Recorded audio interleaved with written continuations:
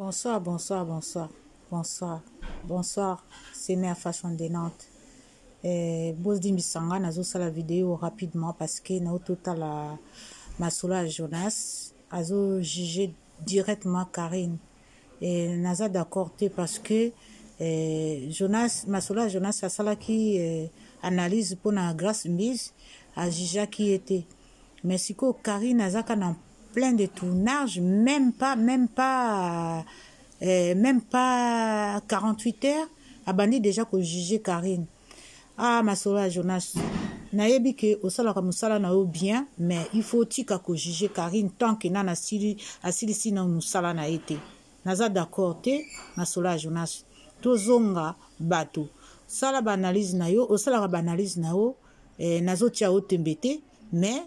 ok rapide ok rapide obandi koloba ke kolata ya Karine eza mabe obandi koloba accoutrement Karine eza mabe pona ba parents mais nana yebiso ke alati déjà ndenge wana nana lobi na yo boye mais okoki ko juger nanu mutu te nanu asali nanu clip na yete ça se fait pas papa boni boye boni bolinga toujours ko rabaisser Karine pona nini boye hein.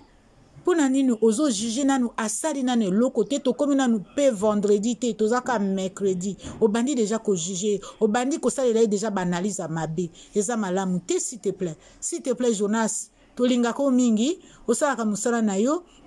mais ko juger te ozo sala siko jugement ozo sala ndengo juger ki Chantal Bola na libala na ye oyeba ite ke Chantal Bola ako sala fête na ye na salle mais ba jugaka trop vite te omoni ndengo kendaki na Chantal Bola trop vite yango wana olingo sala na Karine en tout cas s'il te plaît ma solo Jonas osala ka musala na yo batu balandaka yo ebele mais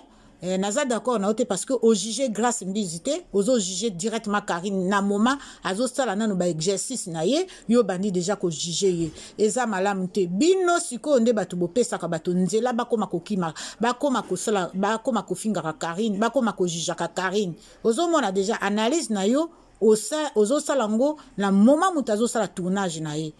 juge comme na moment azo sala tournage na été parce que tango basala ka tournage batu misu makamusu basala ka batiaka ngo na katite balongola ka bido musu basali batiaka oyo bakotala bako analyser déjà tournage ndenge basali bazongisi vidéo babandi kotala élément o esimbi na yo simbité mais yo siko directement c'est comme tournage na ye et salami déjà au bandi ko juger déjà en tout cas je m'excuse Jonas suko yo ki son oyoki vidéo oyo c'est Mère Fashion de Nantes limbi sanga na fingi yote mais na lobi na yoka zela muke ko ozo juger rapide zela muke s'il te plaît papa Jonas zela muke c'est pas bon ndenge ozo sala ndenge wana eza bien te yo lobaki ke grâce bisa koti single na ye bazo sala concurrence na Karine Karine sikoyo okoki ko comparer Karine na grâce mbiste mais sikoyo ndenge nini okomi siko ko juger Karine tout de suite même pas 48 heures azo sala là na pourquoi le là azo sala ka tournage azo sala ndenge bako kangisa ba élément ya clip yo bandi déjà ko juger ce n'est pas bon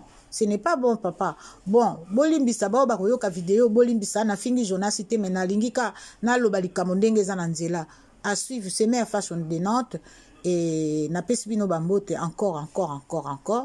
et tokende nango malembe bo tika ko juger nanu bo tala tango clip ko bima ndenge bo ko yeba ndenge nini ya ko juger ba juger mais pour l'instant s'il vous plaît stop faut pas beau juger na moment azo sala analyse au revoir à bientôt.